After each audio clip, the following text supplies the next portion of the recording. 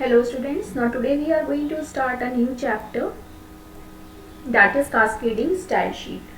Already you have learned about so many tags about HTML, in which you have learned how we can create a web page. Okay, so using HTML you have learned how we can create a static web page.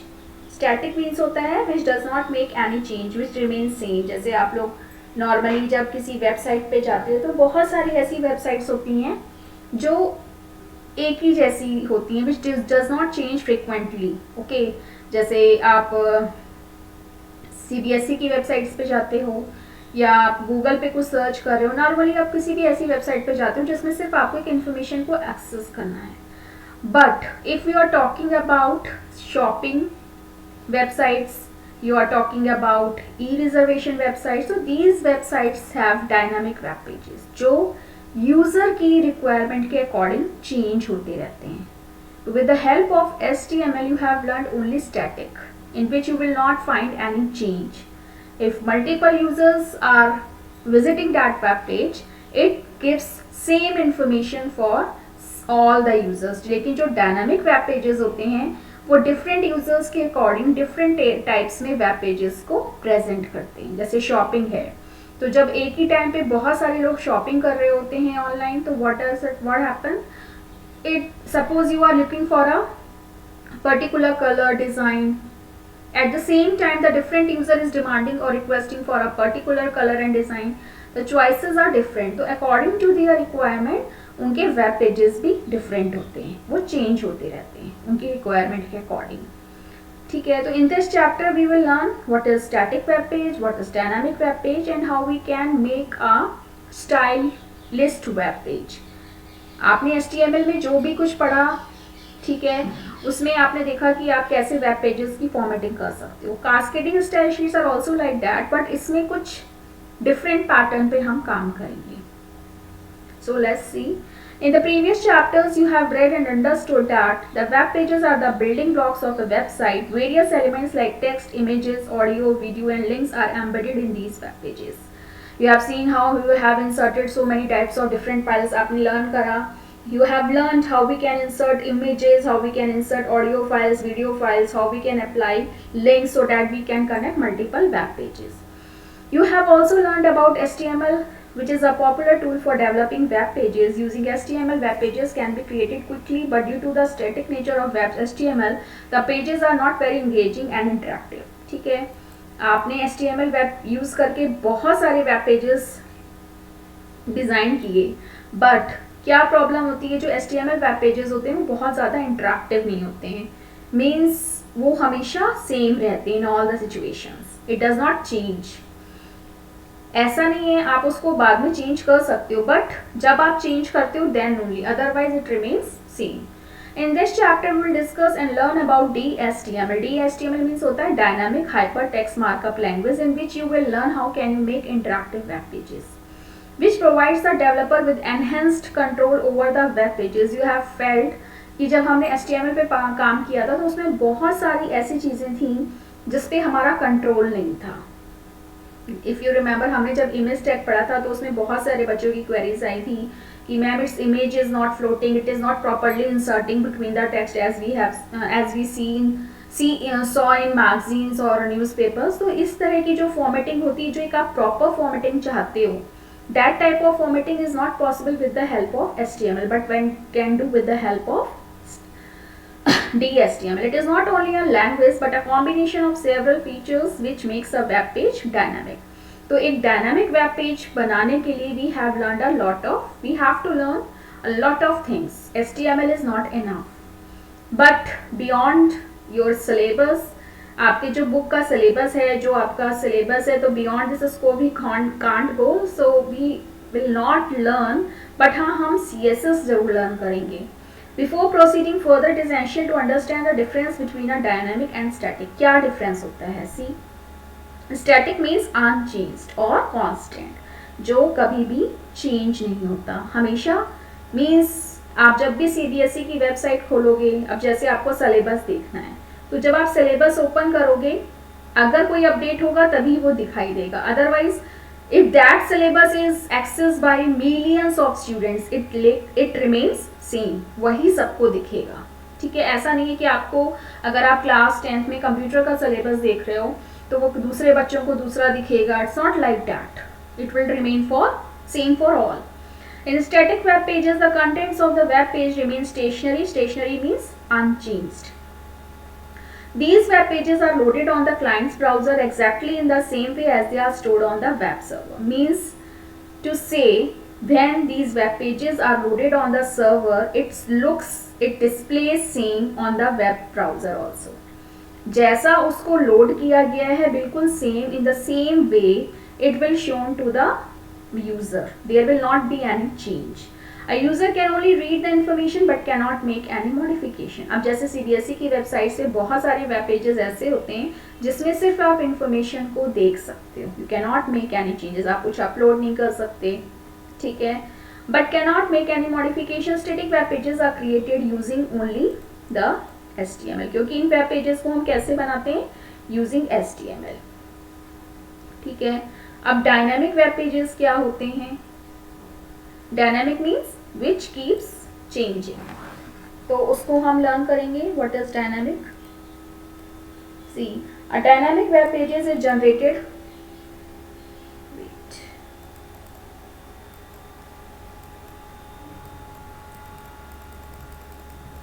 A dynamic web page is generated when a user requests for the page. Each time it shows different contents. अभी मैंने आपको shopping, online shopping जब आप काम करते हो, देखते हो, तो आपने देखा होगा कि उसमें वेब पेजेस के जो कंटेंट्स होते हैं वो चेंज होते रहते हैं. जरूरी नहीं है कि जो चीज़ आपको दिख रही हो वही नेक्स्ट यूजर को दिख रही हो सकता है it is demanding for yellow colour, you are requesting for pink colour, the other person requesting for green colour. तो सबको अलग अलग अपनी रिक्वायरमेंट के अकॉर्डिंग कंटेंट्स शो होंगे. The page that a user views at a time exist only for him. वो सिर्फ उसके लिए है, not for the other person. If viewed by someone else at the same time or even by him at a slightly different time, he would getting something different. तो मतलब it means ये web pages क्या होते रहते हैं? Change होते रहते हैं.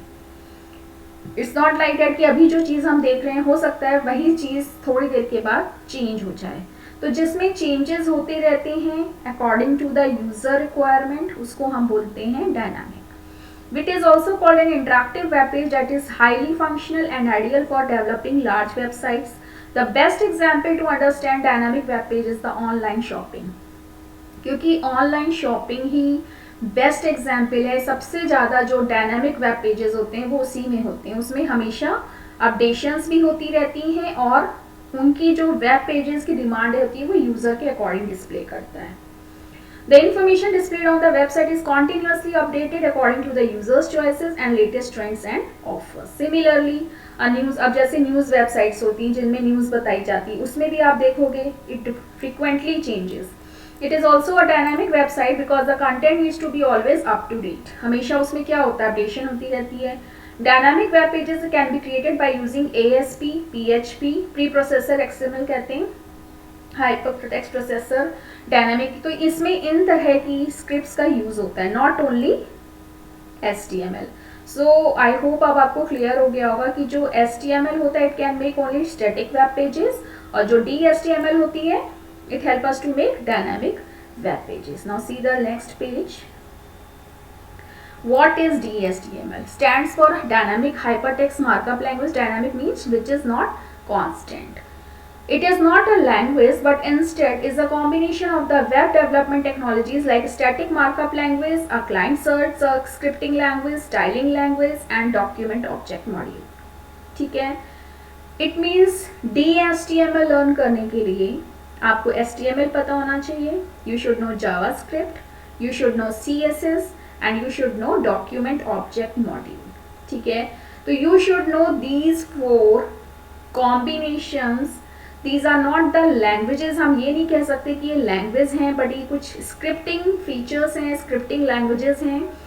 So to make a dynamic web page you need 4 components: HTML, JavaScript, CSS and DOM. Then only you can learn how we can create a dynamic web pages. But unfortunately according to your syllabus we are only going to learn CSS. कि हम एक style sheet कैसे बना सकते, एक web page को और better कैसे बना सकते हैं मोर देन HTML. ठीक है, तो we are not going to learn JavaScript, we are not going to learn DOM, we are going to learn CSS in this chapter. This includes special features pertaining to text effects, style, multimedia, animation, and dynamic menus. DHTML helps in creating dynamic web pages that are interactive, animated, and responsive to the user's action. Responsive means if user has demanded for a particular data, so it will provide it. Microsoft introduced the application of DHTML with the release of Internet Explorer in 1997. Components क्या हैं DHTML के? We have already discussed कि इसके 4 components हैं. ठीक है, इस chapter में लेट मी टेल यू, अगर हम बात करें क्लास 10 कंप्यूटर एप्लीकेशंस के सिलेबस और सैम्पल पेपर्स के अकॉर्डिंग जो मेन पूछा जाता है वो इसमें एक कोडिंग ही आती है कि वो आपको एक CSS की कोडिंग दे देंगे एंड या फिर आपको लिखने को कोडिंग दे देंगे या फिर आपको आउटपुट करने के लिए क्वेश्चंस देंगे. इसमें थ्योरी बहुत कम आती है, तो हम इसमें जो थ्योरी करेंगे वो सिर्फ एक फॉर नॉलेज करेंगे. हाँ, येस यू शुड नो. अब आपसे कंपोनेंट्स पूछे जा सकते हैं. They can ask what is the difference between static and dynamic web pages. They can ask how we can make a dynamic web pages by using the 4 components. So you should know these details. DHTML क्या होता है, उसके components क्या होते हैं, तो these things you should no. ठीक है, तो लेकिन जो आपको प्रोजेक्ट्स वगैरह बनाने हैं वो HTML ही यूज़ करने हैं, उसमें CSS का यूज़ नहीं करना है. लेकिन but for exam you have to learn. So first component of DHTML is HTML. So already we have learned about HTML which help us to create a static web pages by using essential elements. means होता है tags. You have learned so many tags: heading tag, paragraph tag, forms tag, tables tag, links tag.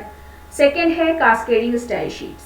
Cascading means क्या होता है, एक के ऊपर एक. ठीक है, it is a set of style sheet design principles that determines the visual layout of the content of a web page. means किस ऑर्डर में कंटेंट्स होंगे. लेआउट मीन्स होता है क्या अरेंजमेंट होगा कंटेंट्स का, जो भी पैराग्राफ है, कलर्स हैं, बैकग्राउंड है, तो किस ऑर्डर में होंगे, कैसे होंगे, क्या उसका लेआउट होगा. These sheets help in defining and enhancing the page's appearance by controlling the format of HTML elements. It contains a wider range of formatting attributes than HTML. Okay, so whatever you have learned in HTML, उससे ज़्यादा formatting attributes you are going to learn. क्योंकि आपने देखा होगा कि जब हम जैसे फॉर एग्जाम्पल, मैं आपको छोटा सा एग्जाम्पल देती हूँ कि जैसे हमने पैराग्राफ लिखा. ठीक है, पैराग्राफ तो we can create using paragraph tag.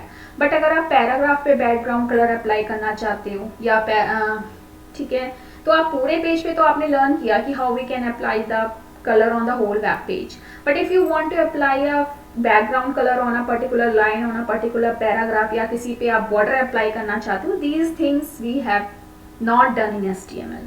तो ये जो एक्स्ट्रा फॉर्मेटिंग होती है जिससे आप एक वेब पेज को प्रॉपर लुक दे सकते हो, जैसा कि आप वेबसाइट्स में देखते हो, तो वैसा लुक देने के लिए you should no cascading style sheets and you will learn. आप एक्सपीरियंस करोगे कि किस तरह से आप अपने एक वेब पेज को, एक वेबसाइट को एनहेंस कर सकते हो using style sheets.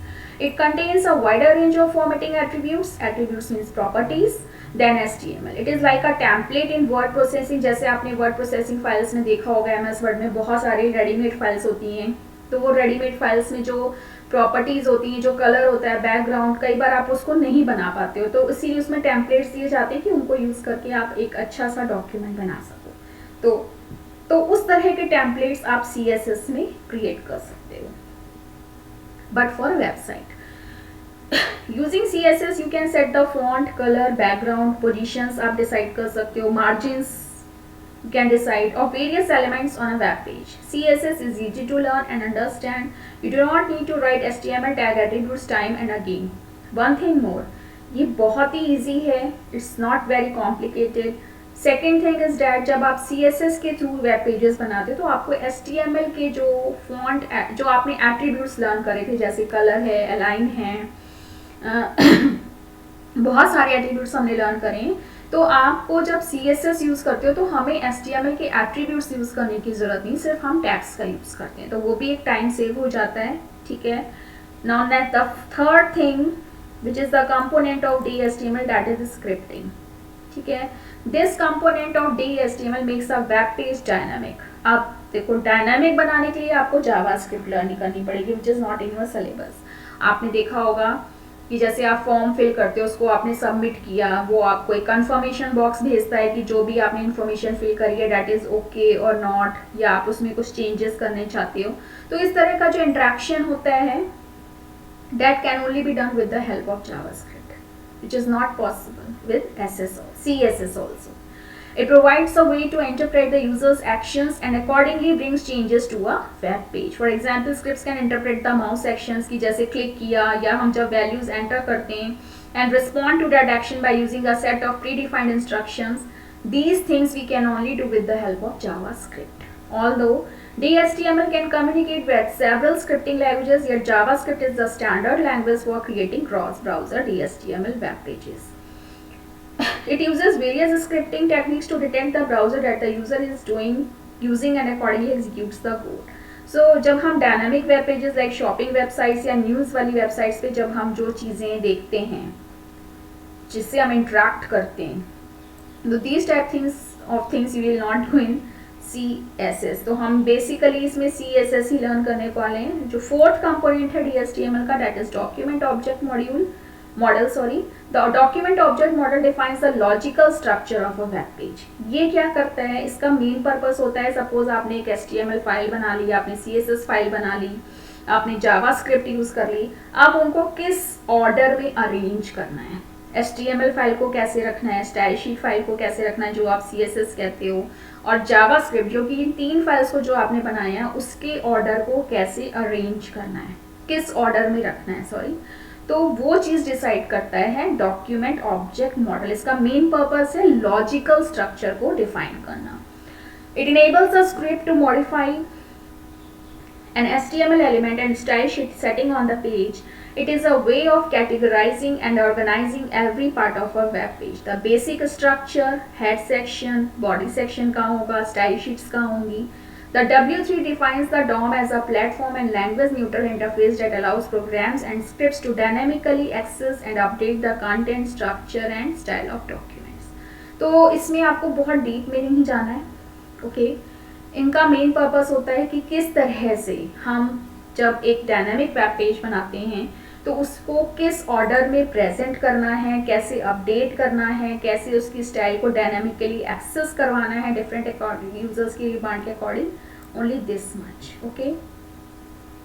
Now cascading style sheet, जिस पे हमें मेन फोकस करना है क्योंकि हमें मेन लर्न करना है what is CSS. CSS is a collection of rules called styles. Styles means colour, जो भी आप उसमें प्रॉपर्टीज डिफाइन करोगे एक ब्यूटीफुल वेब पेज बनाने के लिए, that affect the visual appearance. While HTML lets you define the structure, CSS allows to specify how the structural element should be displayed.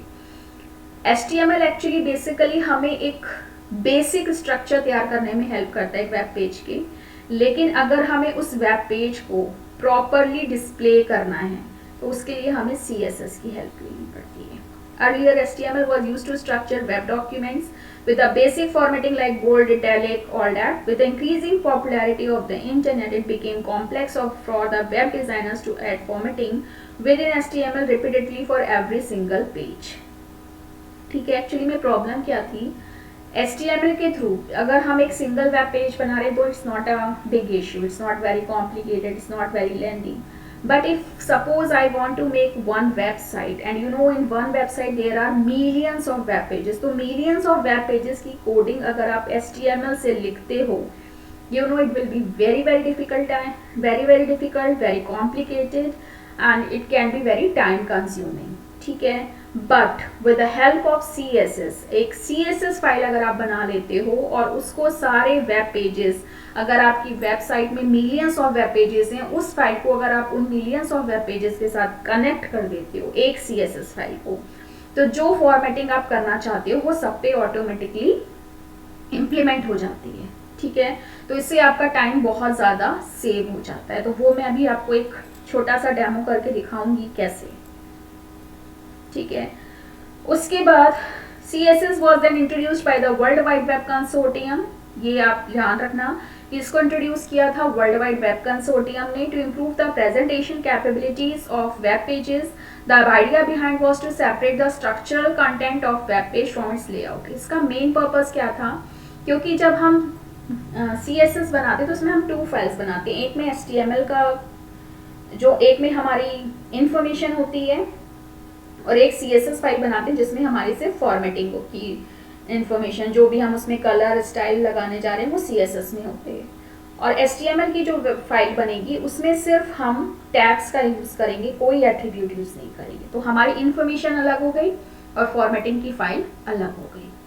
CSS allows the web designers to specify the web page formatting options through a style sheet while keeping the markup considerably simple. Using CSS you can control, means to say I am not going to learn this full para. इसमें simple सी बात ये है कि with the help of CSS you can control everything. जो चीज़ आप MS Word पे करते हो, आपने देखा होगा HTML में हम बहुत सारी ऐसी फॉर्मेटिंग है जो नहीं कर पाते हैं, लेकिन with the help of CSS you can do all these things. जो भी आपको लाइन के बीच में स्पेसिंग करनी है, वर्ड्स के बीच में करनी है, कैरेक्टर्स के बीच में करनी है, या आपको बॉर्डर अप्लाई करना है, किसी पर्टिकुलर स्पेस पे बैकग्राउंड अप्लाई करना है, you think you can do everything, ठीक है। तो जो चीज़ HTML में नहीं हो पाती, जो formatting, that you can do in CSS।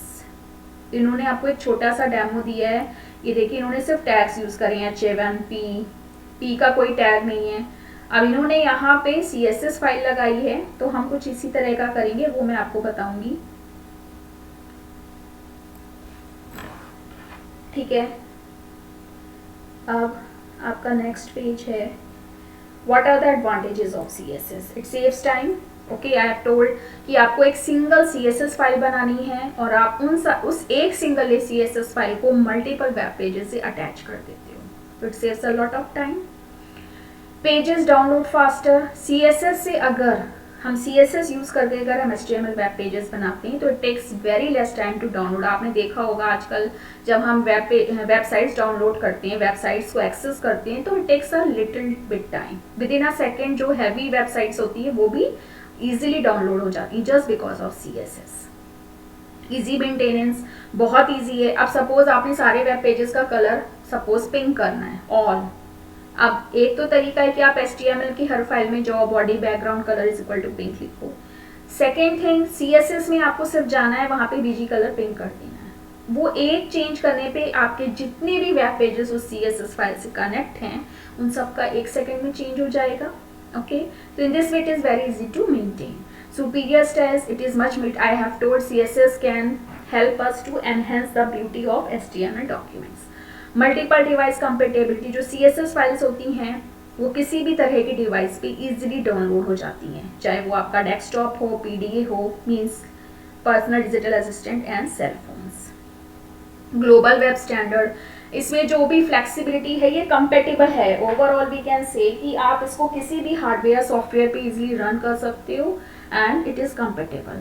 Offline browsing, CSS can store web applications locally. आप CSS फाइल्स को ऑफलाइन भी ब्राउज कर सकते हो, ठीक है। उसके लिए आपको ऑनलाइन होना जरूरी नहीं है। Disadvantages, you know all the, जो भी कुछ हो, कुछ भी एक्स कोई भी ऐसी चीज़ है अगर उसके एडवांटेज है तो डिसएडवांटेजेस भी होंगी। See what's the disadvantage? Inconsistent browser support at distinct levels. अब कई बार क्या होता है, बहुत सारे ब्राउजर्स ऐसे हैं जो CSS को सपोर्ट नहीं करते हैं, ठीक है।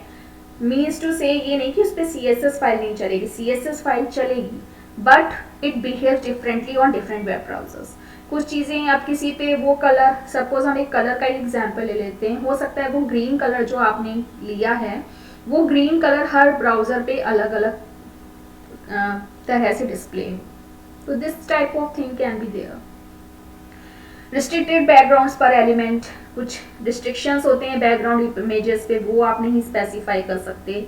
लैक ऑफ वेरिएबल्स, अब वेरिएबल्स को इसमें हम इतना ज़्यादा डीप में नहीं जाएंगे क्योंकि वेरिएबल्स जो होते हैं जस्ट एक प्रोग्रामिंग लैंग्वेज की तरह ये वर्क नहीं करता है, इजी टू से। अगर आपने कोई भी प्रोग्रामिंग लैंग्वेज लर्न की है, जैसे कि सी है, C++, it's not work like that. Security threat, CSS एक ओपन टेक्स्ट बेस्ड सिस्टम है, already we have learn what is open.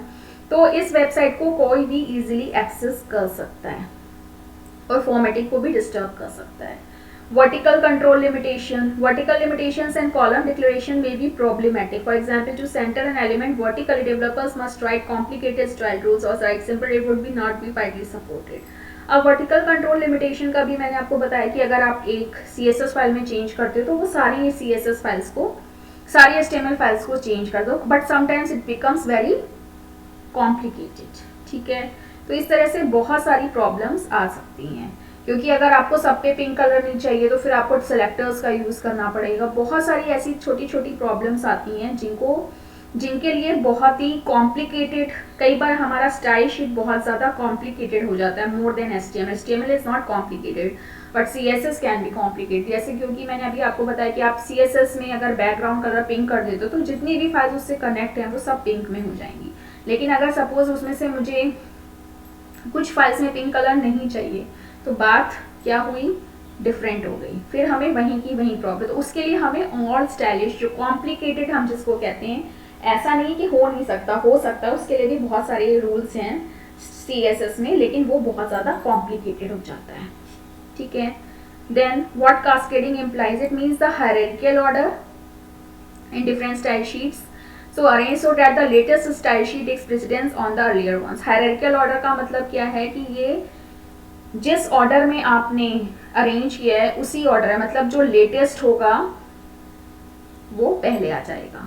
In the example given below, the first definition P color as red precedes the second definition which defines the blue color for P, and then it specifies the third definition which specifies the green definition at the bottom will take precedence and the paragraph will appear in green color। वही मैंने आपको बताया ना। आप देखो इन्होंने क्या किया है, पैराग्राफ को 3 अलग अलग कलर्स में डिफाइन किया है, रेड, ब्लू, ग्रीन। ठीक है, तो लेटेस्ट कौन सी है, ग्रीन कलर वाली, जिसको आपने लास्ट में डिफाइन किया है। तो अब प्रॉब्लम क्या आएगी, ये इसका इन्होंने एक एग्जांपल दिया है कि किस तरह से इसका डिसएडवांटेज भी है।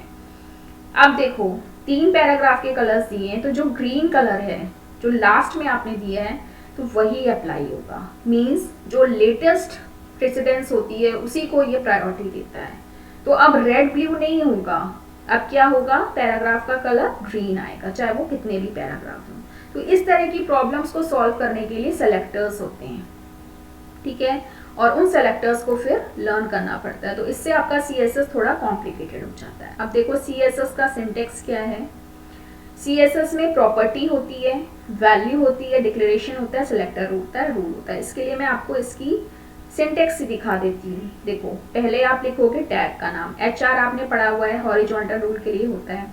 ठीक है, अब सपोज आपको हॉरिजॉन्टल लाइन की विड्थ 50% करनी, तो आप CSS में कैसे लिखोगे, पहले तो टैग का नाम जिसको हम क्या बोलते हैं, सेलेक्टर।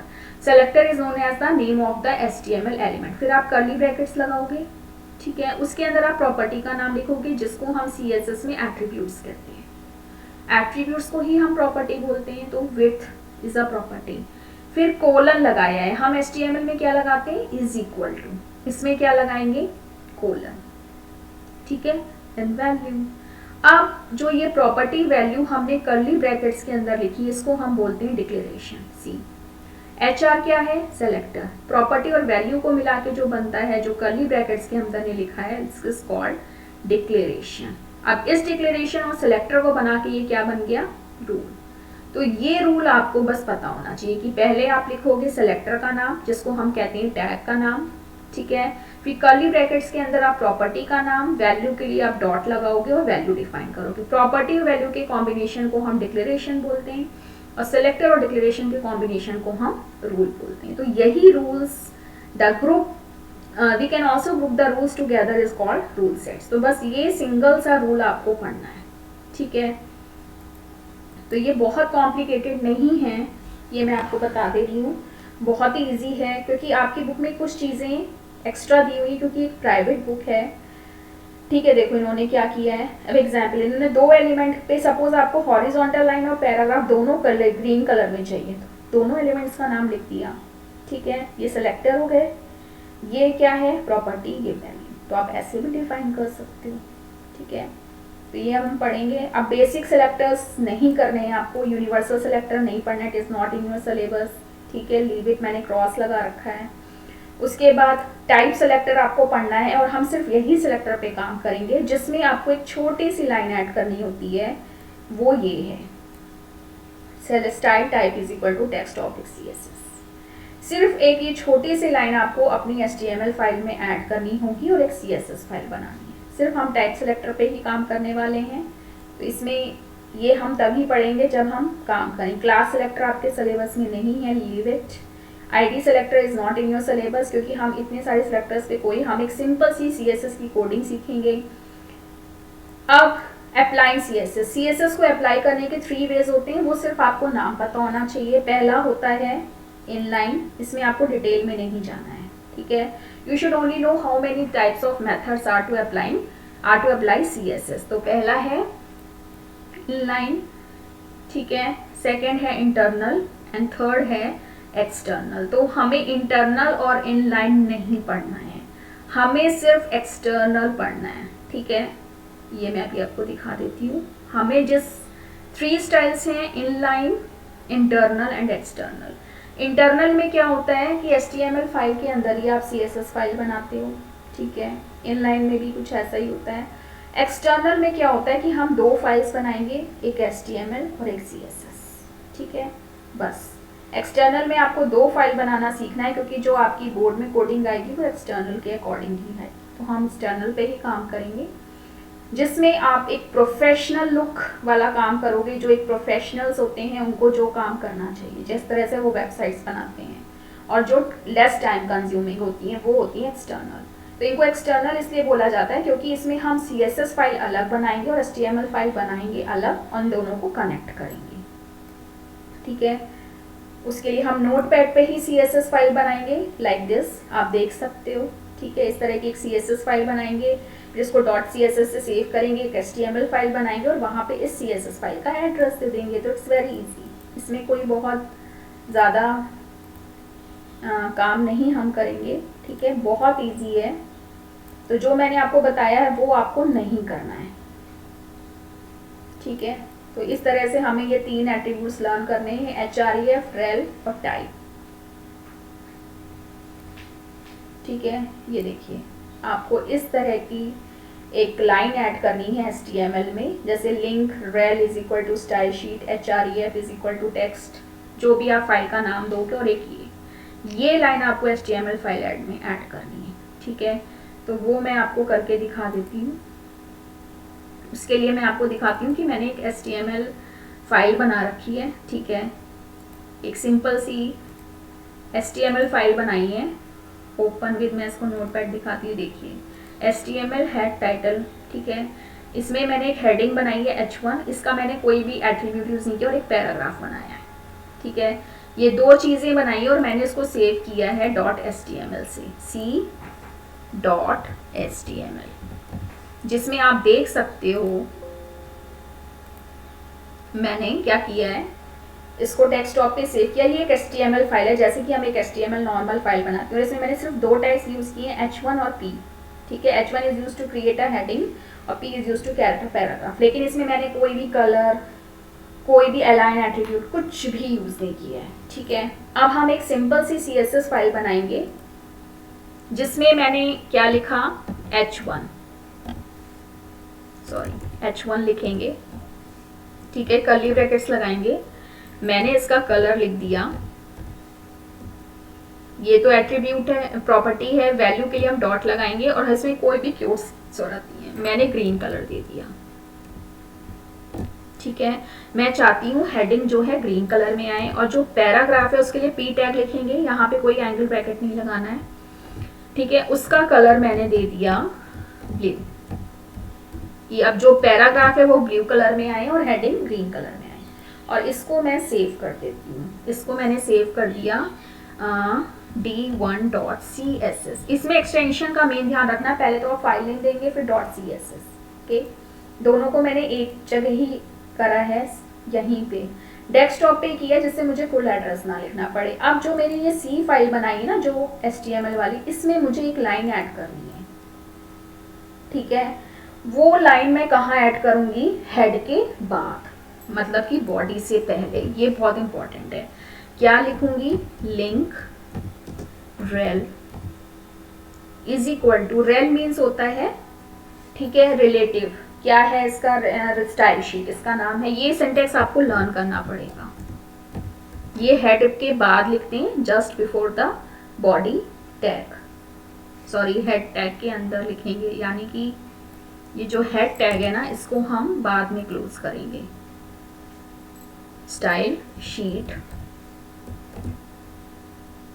ठीक है, href is equal to, sorry cursor मेरा यहाँ पे था, इसको यहीं रखना है। href is equal to css underscore, मैंने उस फाइल का नाम क्या रखा था, css मत लिखिए, उस फाइल का नाम हमने रखा था d1, ठीक है, तो आपको भी लिखना है d1। दोनों मेरी फाइल एक ही प्लेस पे हैं, इसलिए मैं सिर्फ d1 सिर्फ फाइल का नाम लिख रही हूँ। तो आप भी ट्राई करना कि दोनों फाइल को सेम प्लेस से, इसीलिए मैं डेस्कटॉप पे ही करा है मैंने दोनों फाइल्स को।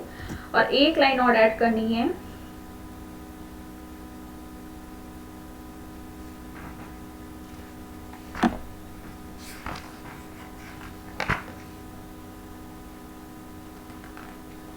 टाइप इज इक्वल टू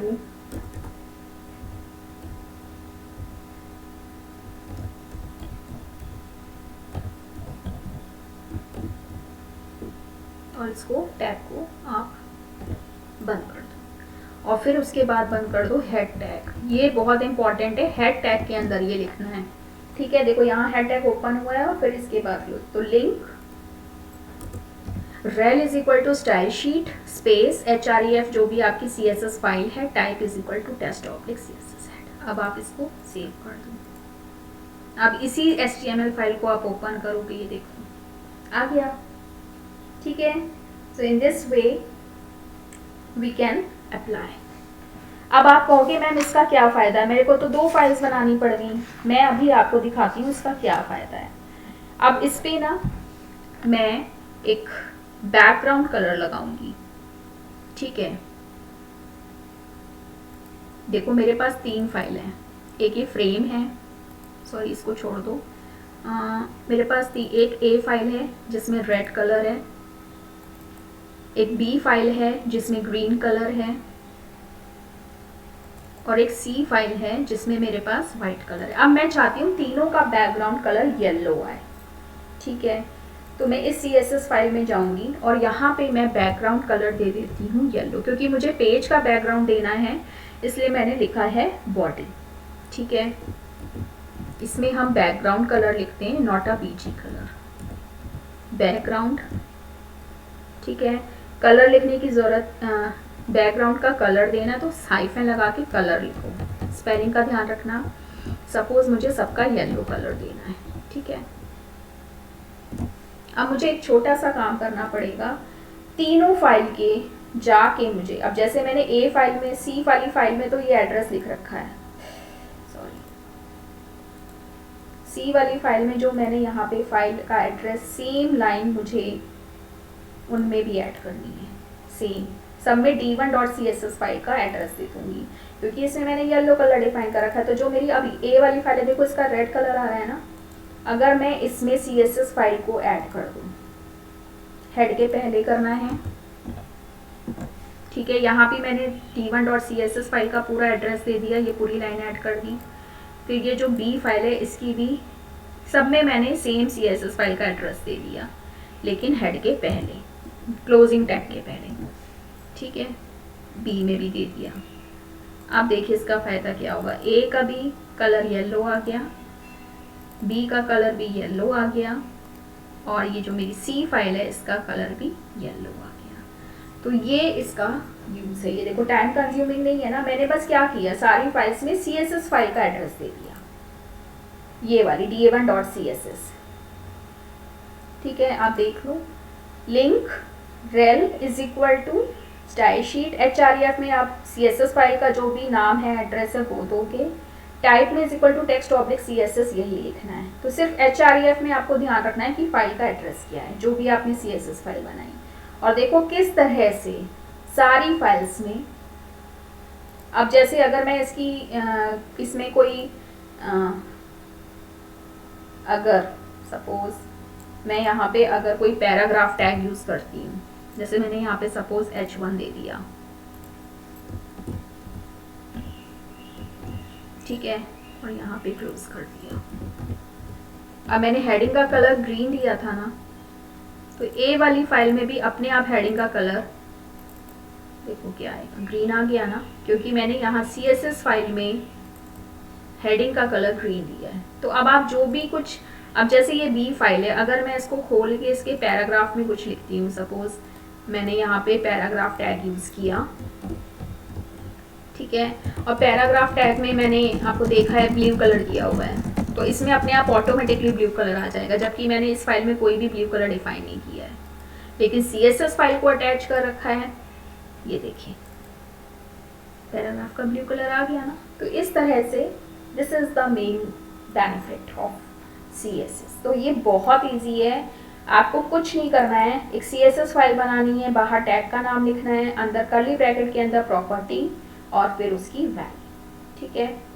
ये वाली थोड़ी अलग है इसमें, क्योंकि हमें बॉडी इसलिए लिखा क्योंकि हमें वेब पेज पे कलर अप्लाई करना था, ठीक है। तो बैकग्राउंड हाइफन कलर, ऐसे अगर हम इमेज लगानी है तो बैकग्राउंड हाइफन इमेज, ठीक है। तो ये सारे एट्रीब्यूट्स हम नेक्स्ट क्लास में करेंगे। तो आज के लिए जो हमने पढ़ा है आई थिंक इट्स इनफ। तो नेक्स्ट टाइम जो हम क्लास करने वाले हैं उसमें हम पढ़ेंगे पेज नंबर 176। Thank you.